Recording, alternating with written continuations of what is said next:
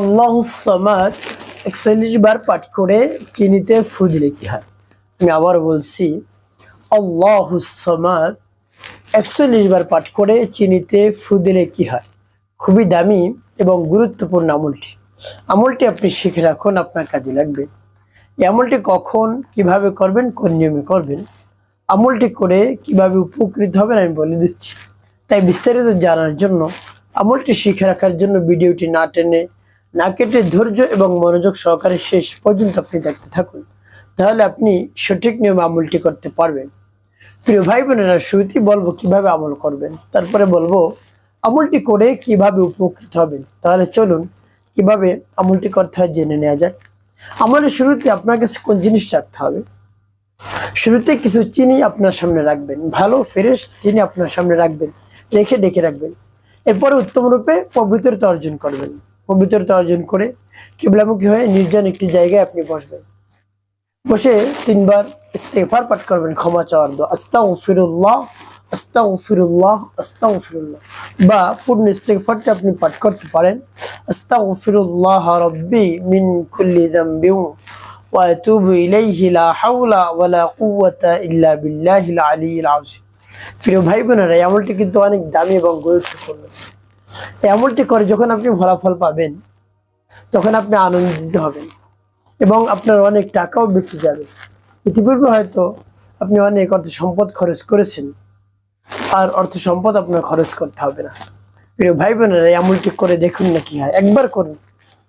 তো প্রিয় ভাই বোনেরা, এভাবে যখন ক্ষমা চাওয়ার দোয়া পাঠ করা হয়ে যাবে, তারপর ৩ বার দুরূদ শরীফ সাল্লাল্লাহু আলাইহি ওয়াসাল্লাম সাল্লাল্লাহু আলাইহি ওয়াসাল্লাম সাল্লাল্লাহু আলাইহি ওয়াসাল্লাম, এভাবে ইস্তেগফার দুরূদ শরীফ যখন পাঠ করা হয়ে যাবে, এরপরে সেই আয়াতটি আপনি পাঠ করবেন। যখন পাঠ করবেন, এর পূর্বে আল্লাহ রাব্বুল আলামিনের কাছে মনে মনে বলবেন, হে আল্লাহ, আমার সময়কে, আমার আমলকে কবুল করুন, আর যে সমস্যা সমাধানের জন্য আমি আমলটি করতেছি সেই সমস্যা সমাধান করে দিন। এভাবে বলে তারপরে সেই আয়াতটি পাঠ করবেন। সেই আয়াতটি পাঠ করার পর পরবর্তী কি করবেন চিনিতে ফু দিয়ে বলে দিচ্ছি। আগে আয়াতটি বলে নেই, আমার দেখার নিয়ম যে আপনি আয়াতটি পাঠ করবেন। বিসমিল্লাহির রাহমানির রহিম, আল্লাহুস সামাদ আল্লাহুস সামাদ আল্লাহুস সামাদ। এভাবে যখন পাঠ করা হয়ে যাবে, তারপরে একটু ফু দিবেন চিনিতে। তারপর আপনি আবারও পাঠ করবেন, বিসমিল্লাহির রাহমানির রহিম, আল্লাহুস সামাদ আল্লাহুস সামাদ আল্লাহুস সামাদ। পাঠ করা শেষ আবার একটু, তারপর আপনি মনে ধরেন আবার পাঠ করবেন, বিসমিল্লাহির রাহমানির রহিম, আল্লাহুস সামাদ আল্লাহুস সামাদ আল্লাহুস সামাদ। পাঠ করে সবার ভাই বোন কতবার পাঠ করবেন? এভাবে গুনে গুনে আপনি পাঠ করবেন ৪১ বার। যখন পাঠ করা হয়ে যাবে, এরপরে শেষে আপনি পাঠ করবেন, ইয়া নূরু ইয়া আল্লাহ, ইয়া নূরু ইয়া আল্লাহ, ইয়া নূরু ইয়া আল্লাহ, ইয়া নূরু ইয়া আল্লাহ, ইয়া নূরু ইয়া আল্লাহ। ৭ বার পাঠ করে একটি ফিরে।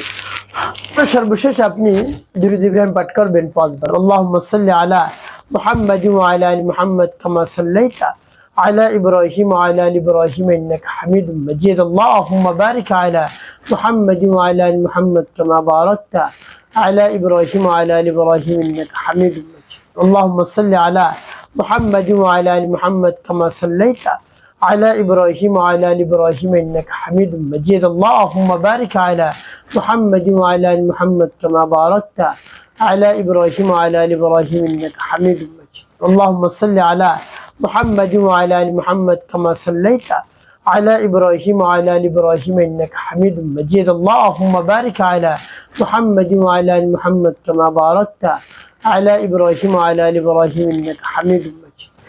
যখন দুরূদ ইব্রাহিম পাঠ করা হয়ে যাবে, চিনিতে ফিরে ভাই বোনের আপনার আমলটি করা শেষ। কোন উদ্দেশ্যের জন্য আপনি আমলটি করলেন, এই চিনি কেমন করে ব্যবহার করবেন বলে দিচ্ছি। আগে বলবো কোন উদ্দেশ্যের জন্য আপনি আমলটি করলেন।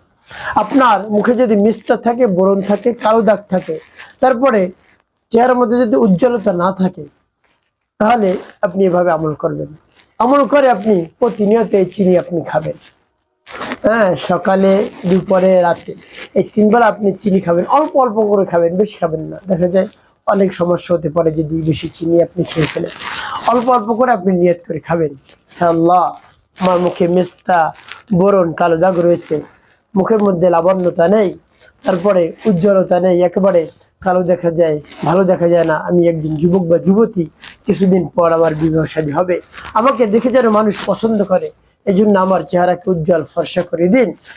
মুখে যত ধরনের কালো দাগ, ব্রণ, মেস্তা রয়েছে আপনি দূর করে দিন। অনেক অর্থ সম্পদ খরচ করেছে আল্লাহ, অনেক ক্রিম ব্যবহার করেছি, লোশন ব্যবহার করেছি, সাবান ব্যবহার করেছি, ঔষধ সেবন করেছি, কাজ হয়নি।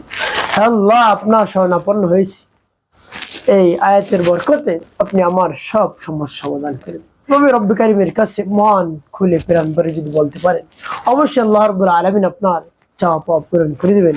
আপনি যা চাইবেন তাই আল্লাহ রাব্বুল আলামিন দান করেন। একটি কাজ করতে হবে, 5 ওয়াক্ত নামাজ আপনাকে আদায় করতে হবে, মানুষের খেদমতে কল্যাণে কাজ করবেন। অবশ্যই আপনার জীবন হবে সুখময় এবং শান্তিপূর্ণ।